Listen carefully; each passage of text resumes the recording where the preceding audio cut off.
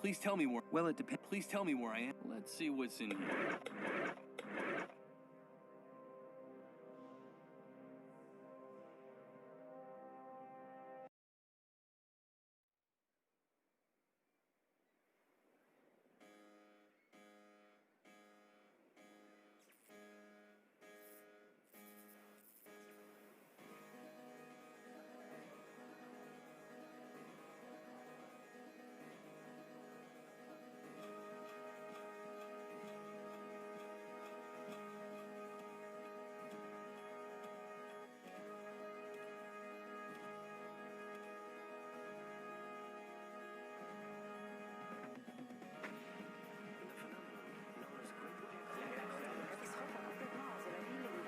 Do you think he'll recover? I don't know. It's too soon to say. We should let him rest.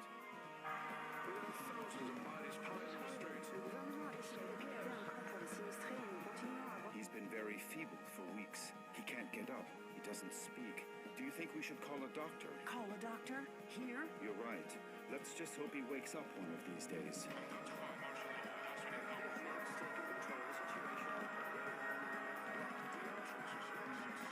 Come on, my friend. Hang on. Don't give up. Please, let me...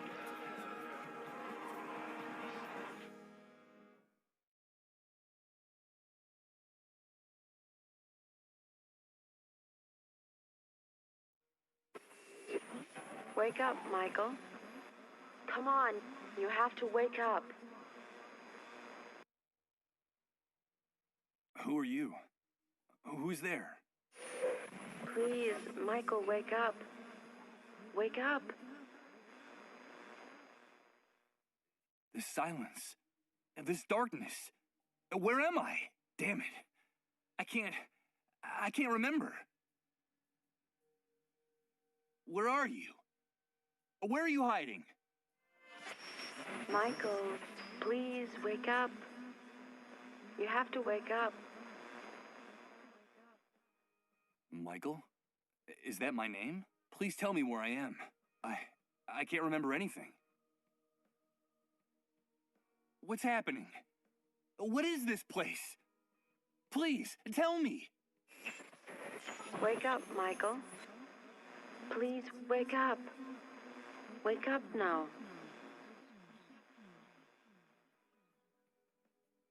Don't go. Please. Come back. Come back. This silence. This darkness. This emptiness.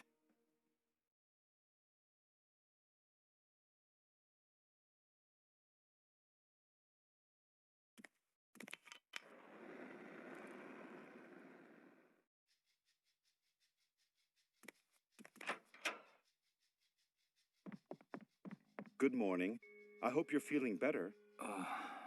But... Now, don't be alarmed. I'm glad you feel strong enough to get out of bed. That's wonderful news. I must say, you're looking much better, considering what you've been through, of course. Who are you? Ah, yes, of course. Forgive my manners. You've been with us for so long that I forgot that you don't know who we are. Allow me to introduce myself. My name is Rod Atkinson.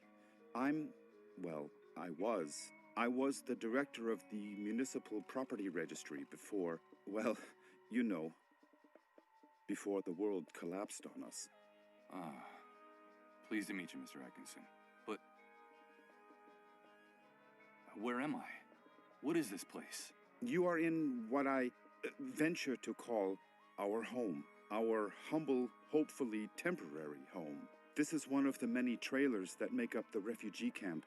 And believe me, we can consider ourselves lucky to live between these four walls. Most of the inhabitants of this hellhole, excuse my crude language, have nothing more than plastic tarps and cardboard for shelter. Wait a second. Did you say refugee camp? Yes, of course. The Facility for Temporary Accommodation of Disaster Victims is what they called it. You know, after the army declared martial law following the catastrophe. You look a little confused, if you don't mind my saying so. Do you really not know what I'm talking about? I don't know. I'm afraid not. Let me ask you. Can you tell me what I'm doing here? Yes, of course. I think we owe you an explanation. A few days after the Great Wave, we found you lying in a ditch near the airport. You were badly injured and unconscious. We couldn't just leave you there. Someone had already stolen your luggage and identification. It was awful. So we decided to take care of you ourselves and brought you here. You've been with us ever since. By the way, I should tell you that when we found you, your clothes were ripped to shreds, so we threw them away. The clothes you're wearing now are mine. You'll find more things in that wardrobe. If you need anything, just help yourself. Thank you, Mr. Atkinson. But the Great Wave? What are you talking about? Well, what would I be talking about? That damned, excuse my language, explosion that brought ruin to all of us. The origin of this filthy new world that now seems to be our permanent reality. But do you really not remember? Do you really not remember anything about all this? I feel a little weak and dizzy, Mr. Atkinson. Excuse me. I'm afraid I can't. I can't remember a thing. I see. There have been many cases like yours in the camp. Try to rest and not to get too agitated. Well, there's one thing I can tell you. You can consider yourself fortunate. There's nothing nice to remember about recent times, believe me. You said with us. Who else lives here? Ah, yes, of course. I still haven't properly introduced my family to you. Now is a bad time, but I promise to make proper introductions later. My wife and I sleep in the other room, and, well, little Colin sleeps with us. Colin? Yes, Colin is our only child. Our one ray of hope since the catastrophe. I'm going to confess something to you. Colin is the only reason my wife and I still struggle to keep going in this new world. We would have given up a long time ago if it weren't for him. Of course. I understand. So that was your wife's voice that woke me up a few minutes ago, right? My wife? No, that's impossible. My wife has been with me in the other room the whole time. We haven't come out of there for hours. But I'm glad you're feeling better and are fully conscious now. I guess we could say you've been reborn. And although the circumstances aren't the best, simply being alive nowadays is practically a luxury. So, welcome to our home. From what you've told me, I see that you've saved my life. I'm very grateful, Mr. Atkinson. No, please. You don't have to thank us. We just did what we had to. It's our moral obligation to uphold the ethical principles of civilization in this new world. But call me Rod, please. And, well, we also did it for Colin, you see. What kind of future does he face if we accept that it's every man for himself, that no one cares about anyone else? It's a terrifying prospect, don't you think? We're just doing whatever we can to avoid that future, that's all. Please excuse me, but I have to leave you now. No, wait, please. What's happening? Don't go yet.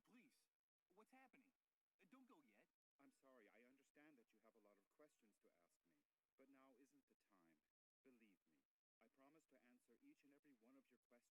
and quiet later. Sorry, but I have to go.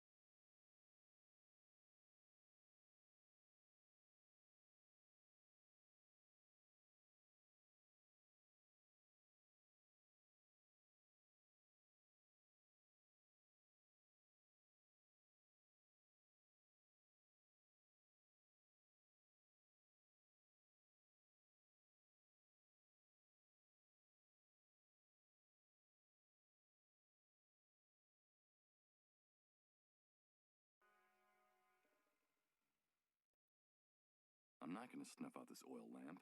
This place looks sinister enough with light.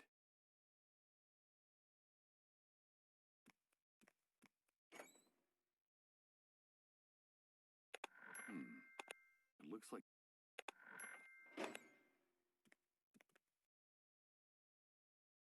a pile of frying pans, plates, and dirty silverware waiting to be washed. Ugh, this place smells like a cheap, greasy spoon.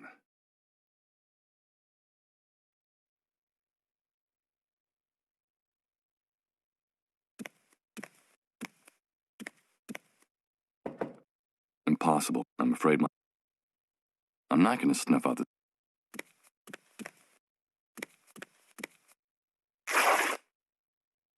Well, look at... I hope Rod doesn't notice. A depressing sight. A damp mattress and a bed frame. This is the bed where I've been convalescing all this time.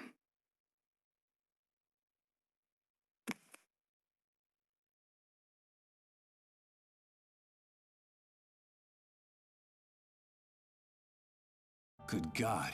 What the hell happened here? Rod was right. I don't know what hit this place. But whatever it was, it struck into its very foundations, without any mercy whatsoever. What's happening now? You better hide, dude. Don't you know that it's dangerous to show your face when the cleanup brigades come into the camp? You're new here, aren't you? Yeah, you could put it that way. Well, welcome to your new home.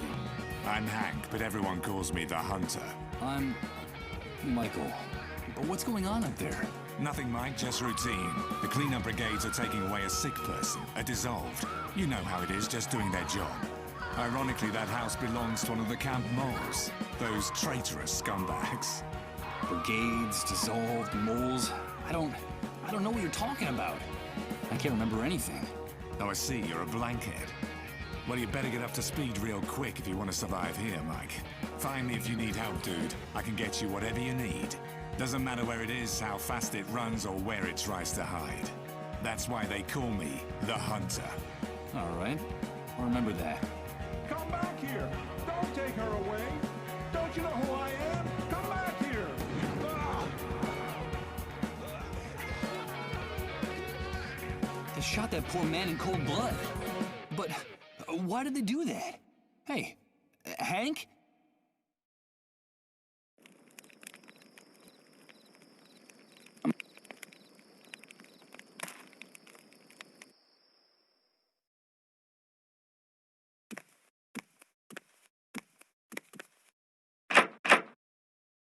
It's no use.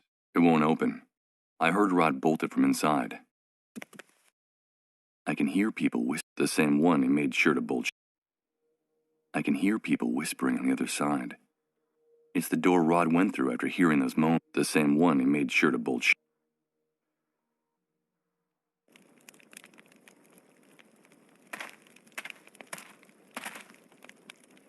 Hey, you! Don't even think of putting your paws on that shopping cart! Stay away from my stuff, or I swear I'll rip your guts out with my bare hands! Okay, calm down. I won't touch anything. Ouch! Damn it! This vacant lot is full of trash and broken glass. I managed to rip open the sole of my foot and a rusty nail. Hey! It's not a good idea to walk around barefoot in this enormous trash heap. You won't get very far without shoes. Yeah, thanks for the tip. The tip is yours to keep. But if you come near my things, you're a dead man. Understood? Wait, I recognize you. Aren't you the guy Rod's been taking care of in his trailer all this time? Yes, I am. Do you know Rod? Of course I do. Everyone in the camp knows Rod. You owe him your life. Don't doubt that for a second. Nowadays, no one in his right mind would do what he did for you, for a total stranger. Yes, I'm very grateful to him. But tell me, can I ask you a few questions? I've been hearing about an enormous explosion. The Great Wave. What on earth are they talking about? What kind of question is that? Where have you been all this time? Sleeping in a cave? Well, you could say that. The Great Wave is the reason we're confined here like animals. The entire world went to hell in a handcart that day, and we went with it. I've been able to see that with my own eyes. Can you tell me anything else? Okay, I'll tell you what I know. The Great Wave hit us one Friday afternoon right out of the blue. I remember it perfectly because I'd just come out of an important meeting at that precise moment. I'd made a lot of money from a very fat contract. Yes, sirree, Bob. Very, very fat. First, we felt the ground quaking, as if a volcano was about to erupt right under our feet. I had to get up. Then came the explosions. Glass broke. Buildings toppled. And then for weeks, in just a few hours, that damn great wave set us all, with our businesses, our money, and our convertibles, straight back. The Dark Ages. Of course! In a matter of minutes, we were left with no electricity, no water, and after the initial chaos, the dissolved started to show up. And that horrible gas, that stupid breach up there. The fact is that the remains of the old system only held up for a few weeks. And through the cracks, what you see around you started seeping in. The new world, right? Yes, indeed. You catch on fast. Welcome to the future, son. Confined? Refugee camp. It seems like things. Look around you.